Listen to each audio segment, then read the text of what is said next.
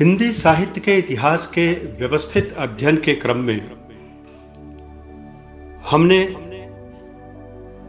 आधुनिक काल के अंतर्गत भारतेंदु युग, द्विवेदी युग, छायावाद युग और छायावादोत्तर काल की कविता की विभिन्न छवियों पर अब तक चर्चा की है। आज हम छायावादोत्तर काल में प्रगतिवादी कविता पर कुछ बातें करने जा रहे हैं।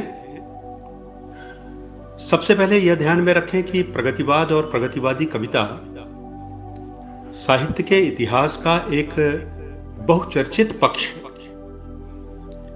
उस कविता को प्रगतिवादी कविता कहते हैं जो छायावाद के समाप्ति काल में 1936 के आसपास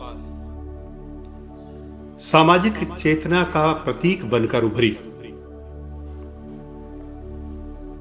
शब्दार्थ पर ही अगर हम ध्यान दें तो समझने में कोई कठिनाई नहीं होती। जिस कविता में प्रगति की चेतना विद्यमान है, जिस काव्य में प्रगति के लिए बेचैनी है और जो काव्य संसार जड़ता के विरुद्ध खड़ा हो गया है, हम उसे प्रगतिवाद के नाम से रेखांकित कर सकते हैं। प्रगतिवाद की संज्ञा के रूप में उसे हम देख सकते हैं और पहचान सकते हैं। इससे स्पष्ट होता है कि समझ लेना चाहिए यह नाम उस काव्यधारा का है जो दर्शन के स्तर पर मार्क्सवाद से प्रभावित है और सामाजिक चेतना और भावबोध के स्तर पर कविता को संघर्ष की पगडंडियों से ले जाते हुए मनुष्य और सामान्य व्यक्ति, आम आदमी के पक्ष में खड़ा करने के लिए तैयार है। प्रगतिवादी काव्य के उद्भव और विकास में राष्ट्रीय और अंतर्राष्ट्रीय परिस्थितियों का बड़ा योग रहा। छायावाद ने बहुत प्रभाव डाला, परंतु एक पड़ाव पर पहुंचकर वह समय की धड़कनों से तालमेल करने में अनुकूल नहीं हो पा रही थी। कुछ जीवन शून्यता की स्थिति वहां उत्पन्न हो गई थी और यही कारण है कि एक आंतरिक प्रतिरोध या प्रतिक्रिया के वातावरण से वह संक्रमणकालीन कविता गुजर रही थी। समाज में उभरता हुआ जन संकट था। साम्यवाद की स्थापना के लिए बेचैनी का वातावरण बन चुका था। सामंतवाद और पूंजीवाद के विरुद्ध आवाजें बुलंद होने लगी थी। सामाजिक, आर्थिक, धार्मिक, राजनीतिक विसंगतियों और संकटों को भारतीय बुद्धिजीवी वर्ग भली भांति देख रहा था।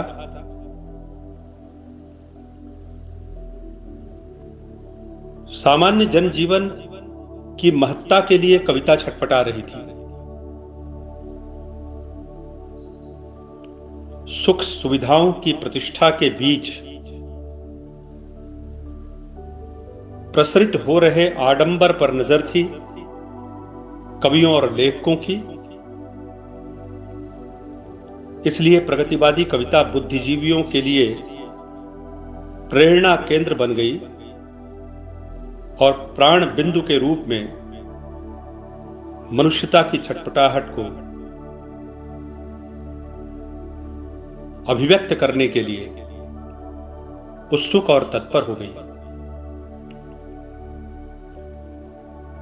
देश की परिस्थितियां भी विषम हो रही थी। प्रगतिवादी कविता के दौर में युवाओं में व्यवस्था को लेकर असंतोष था विद्रोह की चिंगारी उनके भीतर भड़क रही थी।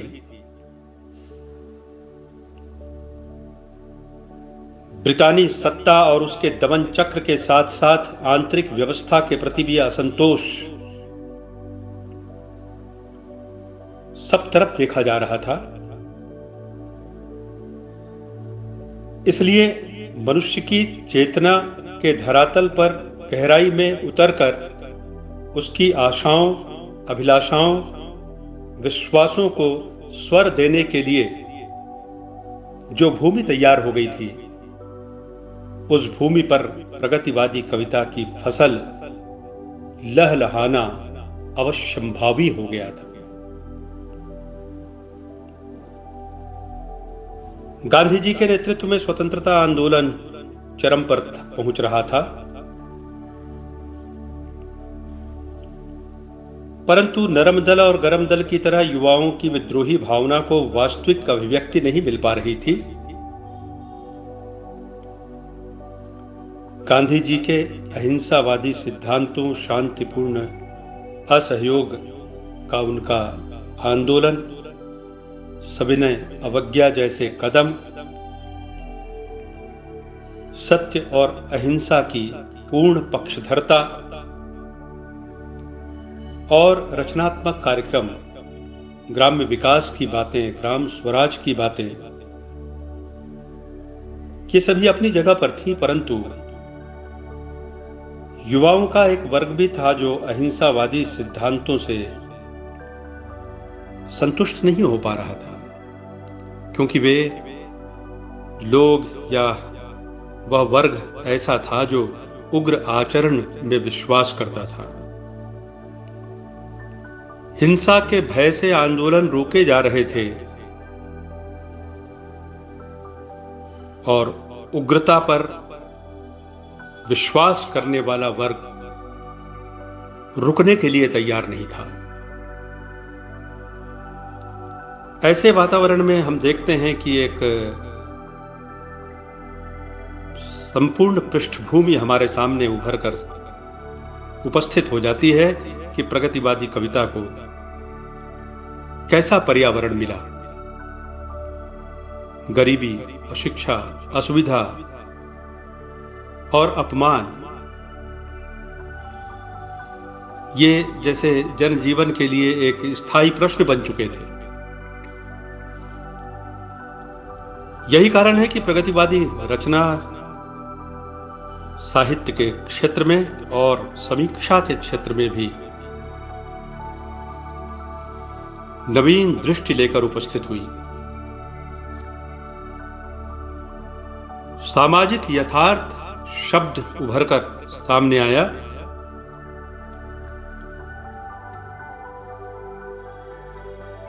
बुनियादी सत्य की खोज प्रारंभ हुई। पुरानी शक्तियों और शोषण करने के पुराने तरीकों की शिनाख्त, पहचान नए सिरे से की गई।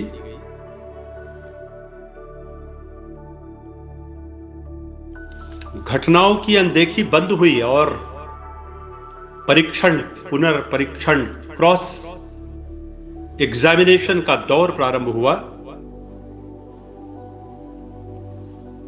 विकृतियों के विरुद्ध आवाजें उठने लगी। पीड़ा और अभाव के साथ जिंदगी का संघर्ष कविता में वाणी बनकर अभिव्यक्त होने लगा। मार्क्सवादी दर्शन के आधार पर प्रगतिवादी कविता ने और प्रगतिवादी कवियों ने युगों से उपेक्षित वर्ग और मनुष्य को कविता के केंद्र में पहुंचा दिया। प्रगतिशील साहित्य समाज के युगीन संबंधों को छोड़कर हवा में शाश्वत महल बनाने वाले साहित्य को नकली और निर्जीव मानता है। केवल कल्पना लोक उसे स्वीकार नहीं है। वह मानवता पर विश्वास करती है और जर्जर दानवी शक्तियों से लड़ना चाहती है। पूंजीवाद को नष्ट करने पर उसका विश्वास है, समाजवाद की स्थापना पर वह कविता जोर देती है। शोषक, स्वार्थी, आत्मकेंद्रित, जर्जर और विसंगत प्रवृत्तियों पर वह प्रहार करती है। प्रगतिवादी सौंदर्य एक नए नजरिए, नए दृष्टिकोण का सौंदर्य है। वह जन जन में, जन जीवन में सौंदर्य खोजने की लालसा का दूसरा नाम है। सामाजिक संबंधों की नए सिरे से पड़ताल प्रगतिवाद की एक अलग पहचान है। सौंदर्य ही अगर जीवन है तो जन सौंदर्य से बड़ी कोई चीज नहीं हो सकती। ऐसी स्थापना के लिए प्रगतिवादी कविता निरंतर व्याकुल रही और सजग भी, सतर्क भी, जागरूक भी।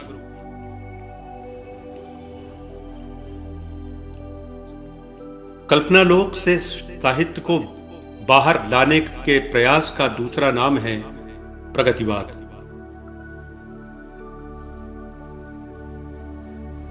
साहित्य को उद्देश्य के अनुरूप बुनियादी सांचे में ढालने के स्थान पर सांचों को तोड़ने पर भरोसा करने वाली कविता का नाम है प्रगतिवादी कविता।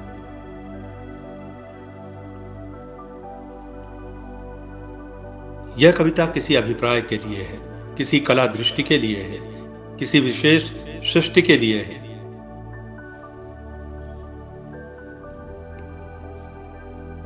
यह कविता पुरातन मान्यताओं पर आंखें मूंद कर विश्वास नहीं करती।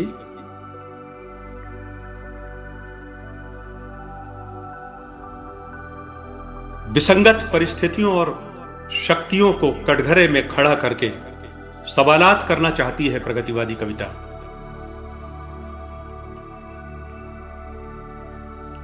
यह अलग बात है कि इस कविता में भी कुछ हद तक प्रचारात्मक स्वर अनुभूत किया गया।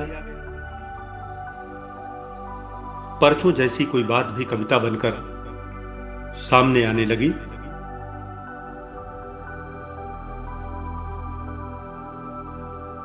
कुछ निश्चित सूत्रों और फार्मूलों पर भी प्रगतिवादी कविता रची जाने लगी और यह प्रतिबद्धता प्रकारांतर से मौलिकता पर प्रश्न चिन्ह भी उपस्थित करती थी। कहीं कहीं प्रगतिवादी कविता वक्तव्य जैसी भी बन गई, जैसे कोई कवि कविता नहीं लिख रहा हो, कोई बयान दे रहा हो। लेकिन बहुत से कवियों का बयान मुकम्मल भी रहा है, क्योंकि उन्होंने आम आदमी को ही एक बयान की शक्ल में, बयान के रूप में देखने की क्षमता का विकास अपने भीतर कर लिया था। अपनी दृष्टि में उस रास्ते की स्पष्ट पहचान कर ली थी।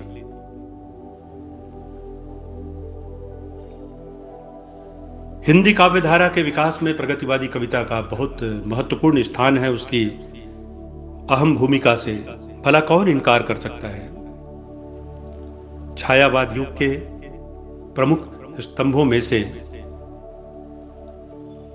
निराला, सुमित्रानंदन पंत जैसे कवियों ने अपने रचना संसार में अंतिम पड़ाव और उसके पहले प्रगतिवाद की न सिर्फ उद्घोषणा की, बल्कि प्रगतिवादी कविता के लिए पथ भी प्रशस्त किया। और उनके अतिरिक्त केदारनाथ अग्रवाल, रामविलास शर्मा, नागार्जुन, डॉक्टर शिवमंगल सिंह सुमन, त्रिलोचन और आगे चलकर मुक्तिबोध इस धारा के प्रमुख कवि के रूप में उभरे।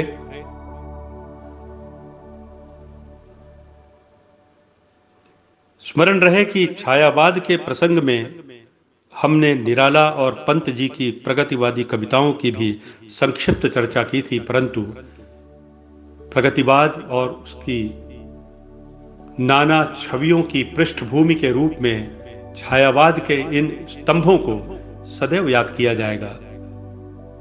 आपको भी ध्यान में रखना चाहिए।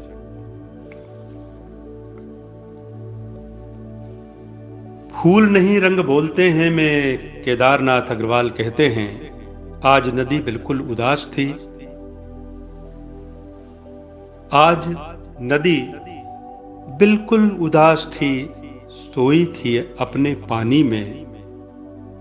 उसके दर्पण पर बादल का वस्त्र पड़ा था, मैंने उसको नहीं जगाया। दबे पांव वापस घर आया। प्रकृति का ऐसा चित्र प्रगतिवादी सरोकार का एक नायाब उदाहरण है, दुर्लभ उदाहरण। हिंदी साहित्य के शताब्दी पुरुष डॉक्टर रामविलास शर्मा जी को कौन नहीं जानता।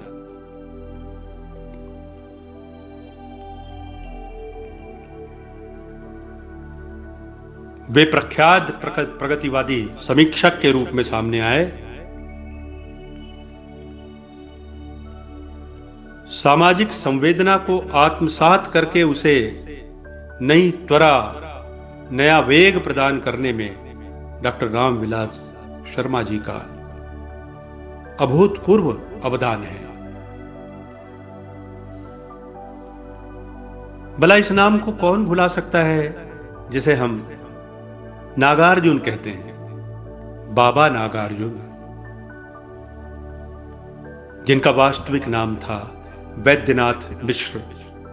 प्रश्न किया जाता है कवियों के मूल नाम को लेकर।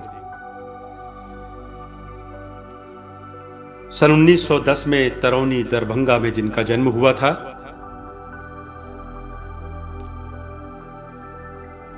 शालेय शिक्षा के स्थान पर इन्होंने हिंदी और संस्कृत का स्वाध्याय किया।